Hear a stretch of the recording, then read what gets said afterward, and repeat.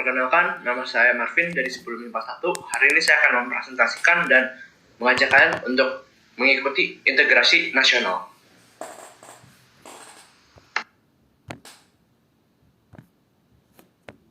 Nah, pertama-tama kita akan membahas tentang kebinekaan. Apa sih itu kebinekaan? Seperti yang kita dapat lihat di gambar, kebinekaan artinya adalah beraneka ragam. Di gambar pertama kita bisa melihat simbol negara kita yaitu Pancasila, dan kita bisa melihat semboyan kita yaitu Bhinneka Tunggal Ika, dan itu yang membentuk menjadi satu kesatuan yaitu negara Indonesia. Kebinekaan artinya beraneka ragam, bermacam-macam yang mengarah pada adanya perbedaan dalam masing-masing kehidupan. Masyarakat merupakan kelompok manusia atau individu yang secara bersama-sama tinggal di suatu tempat dan saling berhubungan. Indonesia merupakan negara kesatuan yang terdiri dari ribuan pulau. Indonesia juga memiliki banyak sekali suku, budaya, ras, agama, dan perbedaan lainnya.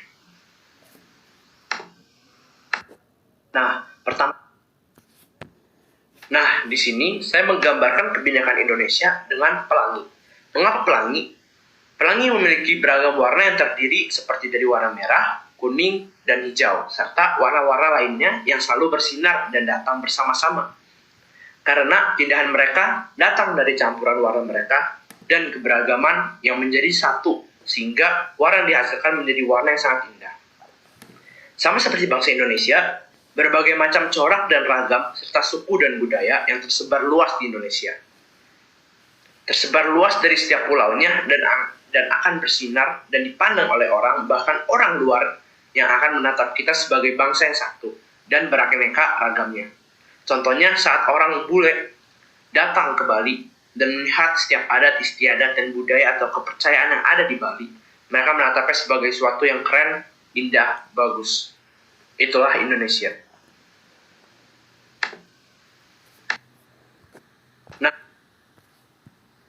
Nah, sekarang saya akan membahas tentang konsep integrasi. Kenapa kita memerlukan integrasi? Kita memerlukan integrasi karena Indonesia telah memiliki latar belakang yang bineka atau beragam.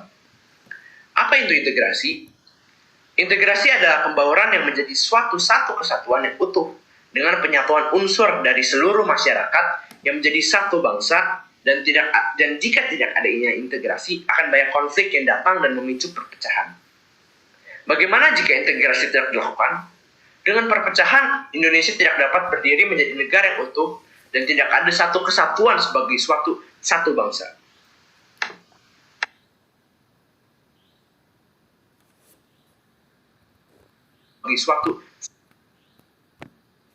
Nah, di sini saya mempunyai faktor-faktor pembentuk integrasi.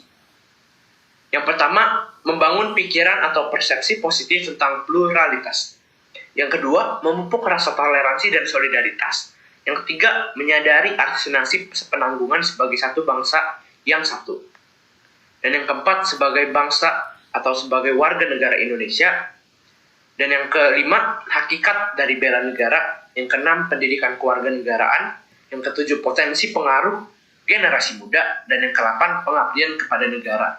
Contohnya seperti TNI atau Tentara Nasional Indonesia, Polri, atau profesi.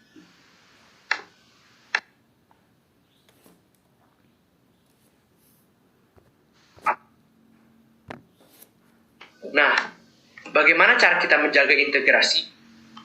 Bagaimana cara kita menjaga di lingkungan kita, atau bagaimana cara kita bersosialisasi untuk mempertahankan integrasi ini? Yang pertama adalah tetap mempertahankan Pancasila sebagai dasar negara. Bagaimana kita dapat melandaskan bahwa diri kita memiliki Pancasila, atau Pancasila itu sudah tertanam dalam diri kita. Jadi saat kita ingin melakukan sesuatu, kita dapat melakukan itu sesuai dengan Pancasila sebagai dasar negara kita. Dan yang kedua, memelihara semboyan kita yaitu Bhinneka Tunggal Ika. Bagaimana kita semua adalah satu kesatuan, walaupun kita mempunyai perbedaan seperti ras, suku, agama, kulit, dan masih banyak lagi yang tersebar luas di seluruh Indonesia, tapi kita adalah tetap satu, Bhinneka Tunggal Ika. Dan yang terakhir atau yang ketiga, menaati dan menuruti peraturan serta memberikan sanksi terhadap setiap pelanggar.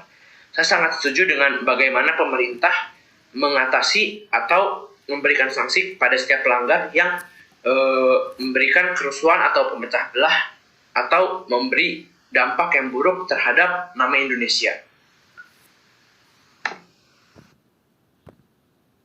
Nah, ini adalah tantangan dalam integrasi yang dapat terjadi atau mungkin sudah kita alami dan kita rasakan. Yang pertama, apakah menjaga integrasi itu mudah? Tentunya mengatur dan menyatukan banyak kepala sangatlah tidak mudah. Karena banyak sekali masyarakat yang mulai dari hal kecil saja juga sudah memiliki perbedaan seperti sifat, pendapat, dan masih banyak lainnya. Jika dilihat dari lingkungan saya, walaupun belum ada data yang spesifik yang dapat membuktikan persentase masyarakat yang sadar akan integrasi, namun menurut saya atau perkiraan saya dan berdasarkan pengamatan saya selama saya tinggal di lingkungan saya, menurut saya lingkungan atau perumahan saya ini sudah dalam skala 95% melakukan integrasi. Karena saya sendiri juga sangat jarang mendengar ada konflik besar yang mencerminkan kurangnya integritas pada individu masyarakat. Ditambah terdapatnya arisan, rapat, bahkan perayaan 17-an yang cukup meriah. Walaupun belum setiap orang ikut berinteraksi dalam bergotong royong atau membantu menyiapkan. Dan selanjutnya, tantangan dan pendorong. Tantangannya adalah fenomena global, keamanan global, permasalahan militer, dan isu-isu sosial dalam masyarakat.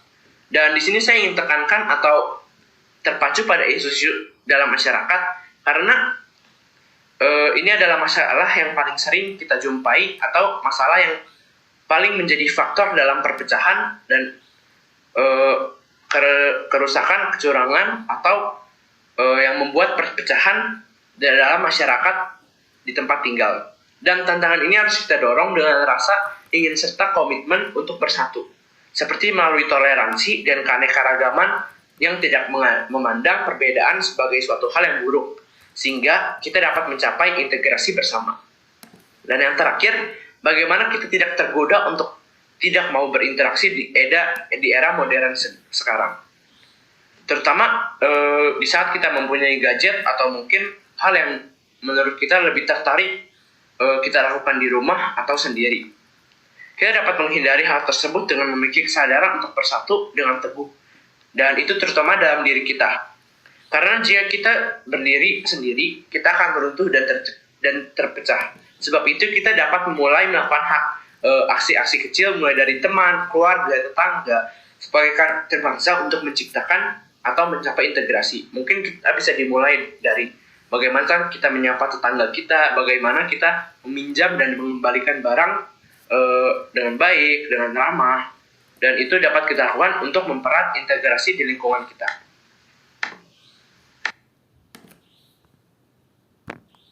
Ini adalah integrasi yang sudah ada di lingkungan saya. Menurut saya pribadi. Yang pertama, masyarakat sudah sadar akan adanya integrasi dan saling melengkapi dalam berkehidupan masyarakat. Masyarakat yang mampu menerima perbedaan dan hidup dengan toleransi akan terlihat dalam wujud nyata kehidupan sehari-harinya.